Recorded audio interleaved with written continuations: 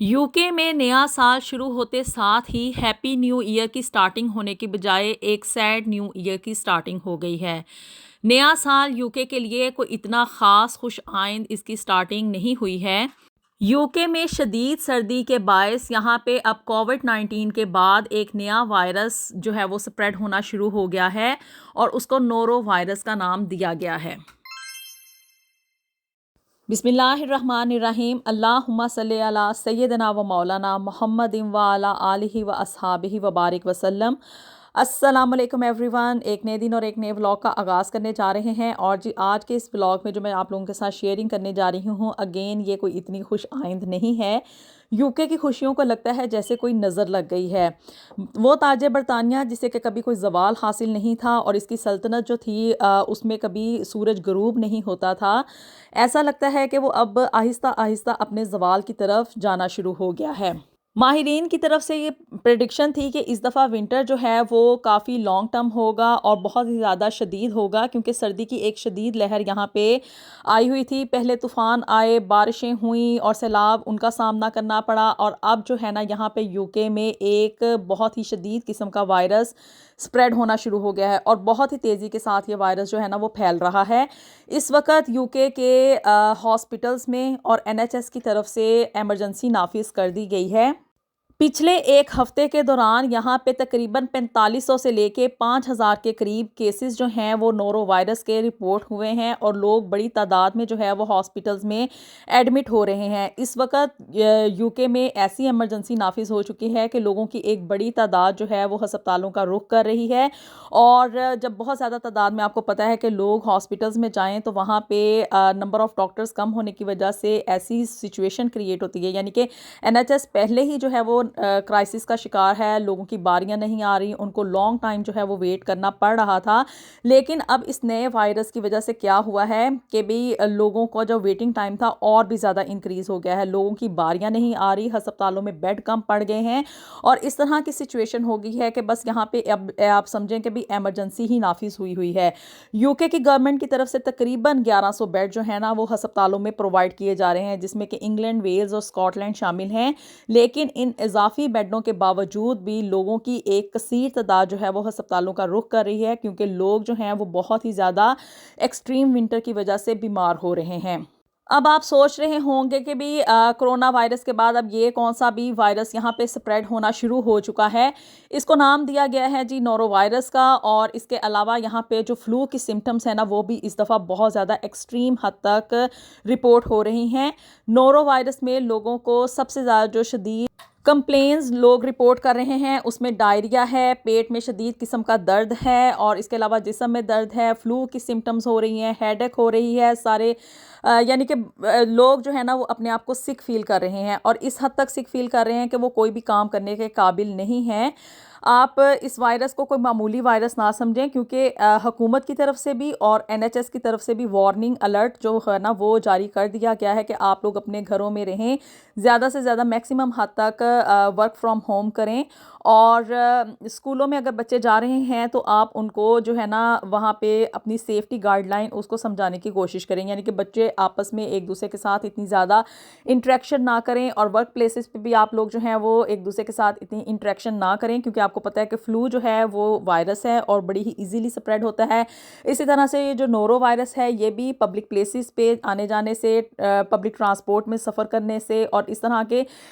जगह जहाँ पे के लोगों का एक दूसरे के साथ इंटरेक्शन होगा ना वहाँ पे जाने से ये वायरस जो है ना वो बड़ी ही तेज़ी के साथ और बड़ी ही शिद्दत के साथ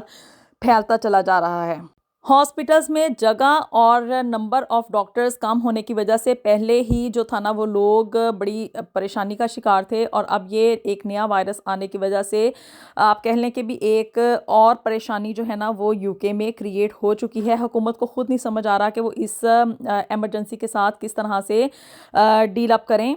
चूँकि ये विंटर बहुत ज़्यादा एक्सट्रीम है, यानी कि इसमें टेम्परेचर जो है वो -10 तक जाने के चांसेस हैं हिली एरियाज़ में। ये नहीं कि सारे के सारे यूके में जो हिली एरियाज़ हैं वहाँ पे टेम्परेचर -10 डिग्री तक जाएगा, और जो स्नो होनी है ना वो भी 10-10 फुट तक होने के प्रेडिक्शंस हैं। तो अब जब कंट्री के किसी भी एरिया में स्नो इतनी ज़्यादा होगी, टेम्परेचर इतना लो होगा, तो ऑफ कोर्स उसके असरात बाकी के कंट्री के एरियाज़ के ऊपर भी आएंगे। और इस वक्त आप अंदाज़ा लगा लें कि 69 के करीब जो केसेस हैं ना वो सीवियर किस्म के इस नोरो वायरस के रिपोर्ट हुए हैं ऑल ओवर द यूके। यानी कि लोगों की कंडीशन इतनी हद तक सीवियर है कि उनको एमरजेंसी में एडमिट किया गया है। और इसकी सिम्टम्स जो हैं वो कोरोना वायरस से ही मिलती जुलती हैं, यानी कि हेडेक है, फ्लू वगैरह की सिम्टम्स होंगी, पेट में दर्द है, डायरिया है, वॉमिटिंग है, अचानक से तेज़ फीवर है, और सिक होने की फीलिंग्स हैं। यानी कि वो सारी फीलिंग जो कि कोरोना वायरस से मिलती जुलती हैं उसी तरह की फीलिंग्स आपको अंदर डेवलप होने के चांसेस हैं। गवर्नमेंट की तरफ से यही है कि इस एमरजेंसी में लोग जो हैं वो ज़्यादा से ज़्यादा अपने घर में स्टे करें, और घरों में जो है वो हीटिंग वगैरह का प्रॉपर इंतज़ाम किया जाए, क्योंकि टेम्परेचर बाहर बहुत ज़्यादा कम है।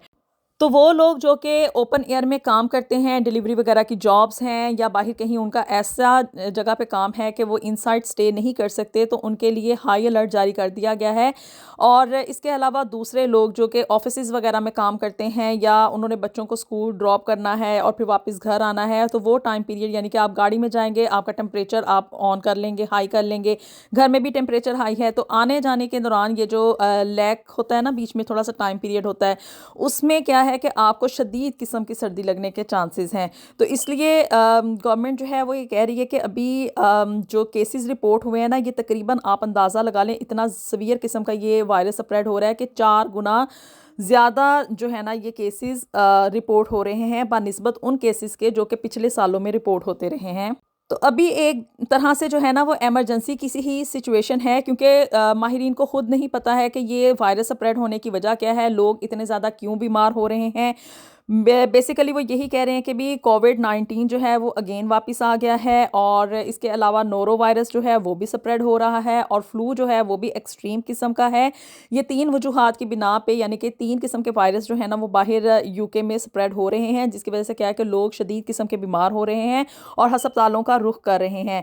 एनएचएस की सिचुएशन से तो हर कोई वाकिफ़ है, यूके में रहने वाला हर बंदा जानता है कि यहाँ पे एनएचएस इस वक्त क्राइसिस का शिकार है। लोगों को अपॉइंटमेंट्स नहीं मिल रही, लोगों को ट्रीटमेंट जो है वो ठीक तरीके से नहीं हो रहा। तो ऐसी सिचुएशन में जबकि एक इमरजेंसी नाफिज हो गई है, और ये आप कह लें कि भाई